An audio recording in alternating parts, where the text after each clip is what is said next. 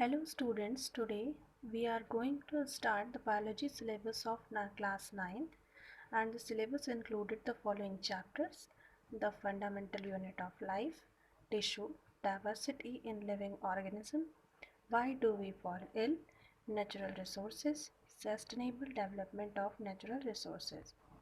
Let's take a look on your first chapter, and that is the fundamental unit of life. Fundamental unit of life chapter start करने से पहले हम आपको ये बता दें कि इसके बारे में सबसे पहले आपको ये पता होना चाहिए कि फंडामेंटल यूनिट का मतलब क्या होता है। फंडामेंटल यूनिट का मतलब होता है मौलिक या वास्तविक इकाई।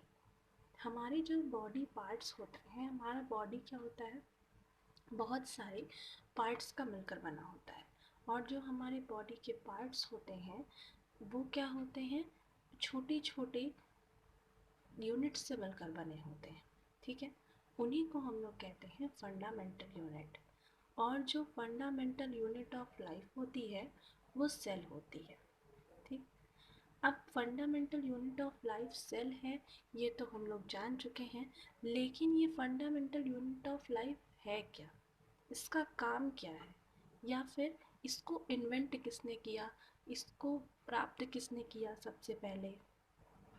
तो बेटा सबसे पहले इसको स्टार्ट किया था या सबसे पहले इसको इन्वेंट किया था किसने, रॉबर्ट हुक ने 1665 में। और इसे क्या इन्होंने कैसे प्राप्त किया था, तो ये इन्होंने क्या किया था कि इन्होंने कॉर्क लिया था। कॉर्क का मतलब क्या होता है, पेड़ों से निकलने वाला या ट्रीज से जो लिक्विड निकलता है उसको इन्होंने अपने बनाए हुए माइक्रोस्कोप में रखा और उन्होंने देखा कि जो उन्होंने लिक्विड निकाला है वो क्या है, उसमें बहुत सारे ऐसे ही हेक्सागोनल स्ट्रक्चर दिखाई पड़े, छोटे छोटे, जो कि हनीकॉम्ब की तरह थे। हनीकॉम्ब मतलब मधुमक्खी का छत्ता होता है ना, उसमें क्या होते हैं, इसी तरीके से छोटे छोटे हेक्सागोनल स्ट्रक्चर्स होते हैं। ठीक है, तो इन्हीं हेक्सागोनल स्ट्रक्चर्स को, अब यही हेक्सागोनल स्ट्रक्चर्स मिलकर के पूरा एक बड़ा पार्ट बनाएंगे। ठीक, तो यही जो एक हेक्सागोनल स्ट्रक्चर है इसी को उन्होंने सेल का नाम दिया। तो ये जो हेक्सागोनल स्ट्रक्चर था ये बिल्कुल क्या था, एम्प्टी था। कैसा था, एम्प्टी था, खाली था। इसीलिए इन्होंने, और ये छोटा भी था, इसीलिए इन्होंने यानी कि रॉबर्ट हुक ने इसको क्या कहा, अ लिटिल रूम कहा। ठीक है, this is very important in the history of life. ये तब से अभी तक जो सेल की जो फंडामेंटल यूनिट ऑफ लाइफ है उसे सेल ही माना जाता है। तो ये सबसे इम्पॉर्टेंट वर्क था हिस्ट्री का। ठीक है, this was the very first time that someone had observed that living organisms या living things appear to consist of separate units। मतलब ऐसा पहली बार हुआ, सबसे पहले ऐसा पहली बार हुआ था जब रॉबर्ट हुक ने बताया कि जो लिविंग थिंग्स होती हैं वो क्या होती हैं, छोटी छोटी सेपरेट यूनिट से मिलकर बनी हुई होती हैं। ठीक है, और तब से the use of word cell to describe these unit is being used till this day in biology. मतलब आज तक बायोलॉजी में किसी हमें फंडामेंटल यूनिट ऑफ लाइफ की अगर बात की जाए तो सेल का ही नाम लिया जाता है, जिसको कि किसने दिया, रॉबर्ट हुक ने दिया। ठीक है, जैसे कि हम लोग बात करते हैं केमिस्ट्री में, तो केमिस्ट्री में क्या होता है, जैसे कि सॉलिड, लिक्विड, गैस, ये क्या है, मैटर है। ठीक है, तो मैटर क्या होता है, ये छोटे छोटे एटम्स से मिलकर बना होता है ना, छोटे छोटे एटम्स से मिलकर बना होता है। और एक सिंगल एटम को हम क्या मान लेते हैं, इसकी यूनिट मान लेते हैं। तो ये जो एटम है ये क्या हो गई, इसकी यूनिट हो गई।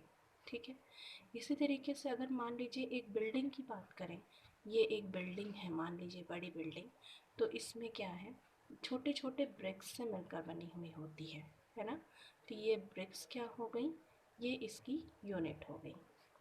इसी तरीके से अगर सपोज करते हैं कि ये एक लिविंग ऑर्गेनिजम्स का कोई बॉडी पार्ट है, तो ये बॉडी पार्ट क्या होता है, छोटी छोटी सेल्स से मिलकर बना होता है।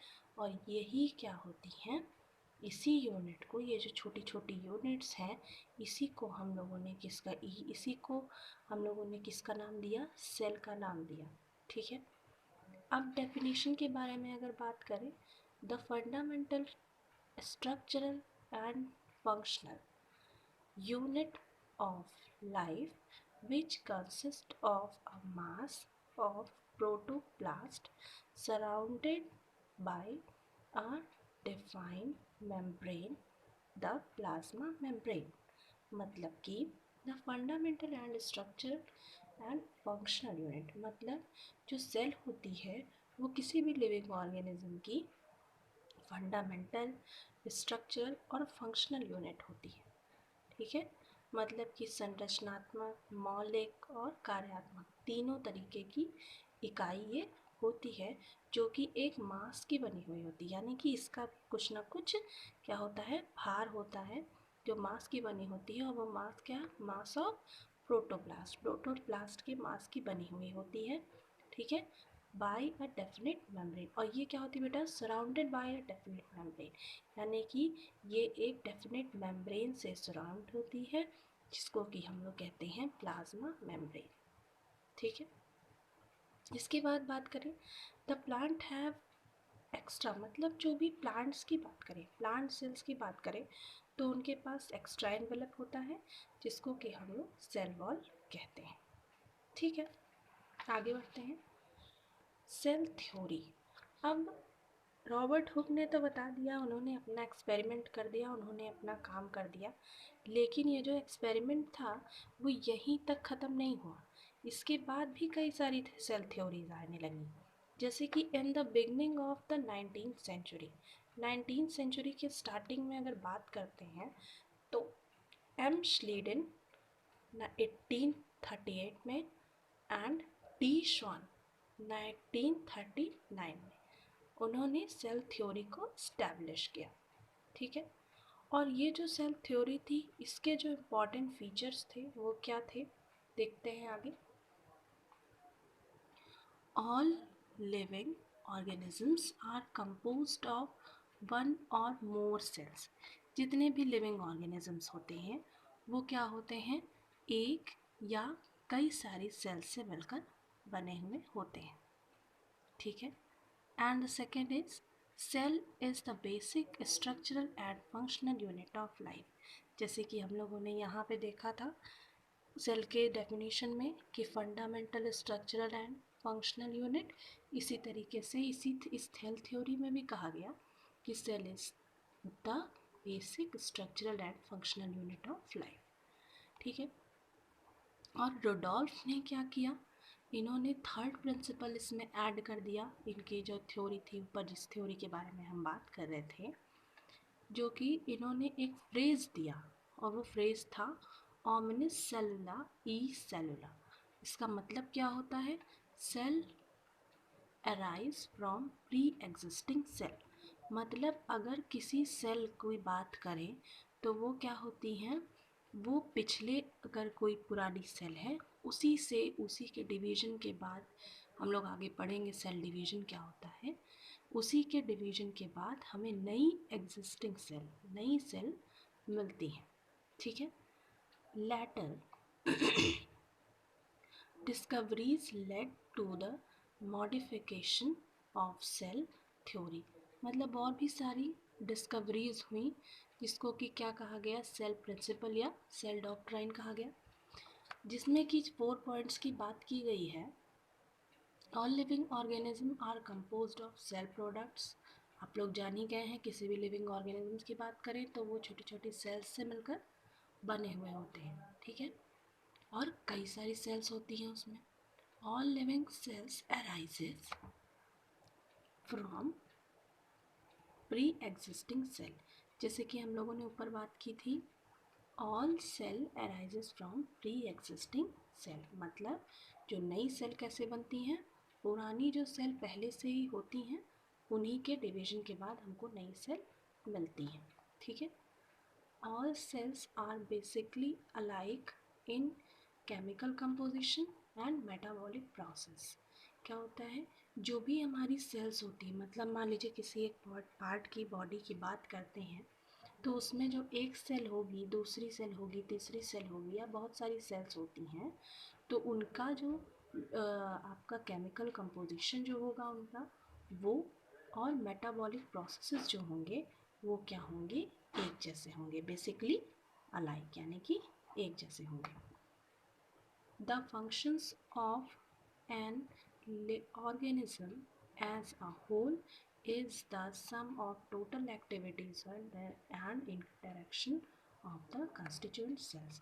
मतलब क्या होता है, जो भी इन लोगों के फंक्शंस होते हैं, एक्टिविटीज़ होती हैं, वो एक दूसरे से मतलब मिल करके, उनके जो पार्ट्स होंगे सेल्स के, वो आपस में मिल करके सारी एक्टिविटीज़ करते हैं। यानी कि हमारे जो बॉडी के पार्ट्स हैं वो क्या करते हैं, सारी सेल्स मिल करके उसे वर्क कराती हैं। तो आज के लिए हम लोग इतना ही रखते हैं। आगे आप लोगों के लिए नई नई वीडियोस ऐसे आती रहेंगी, और अगर आपको ये नोट्स चाहिए होगा तो आप लोग अपने क्लास टीचर्स से कहिएगा, आपको ये नोट्स मिल जाएंगे, और आप ऐसे ही पढ़ते रहिए और घर में रहिए, कोरोना से बचकर रहिए। Thank you.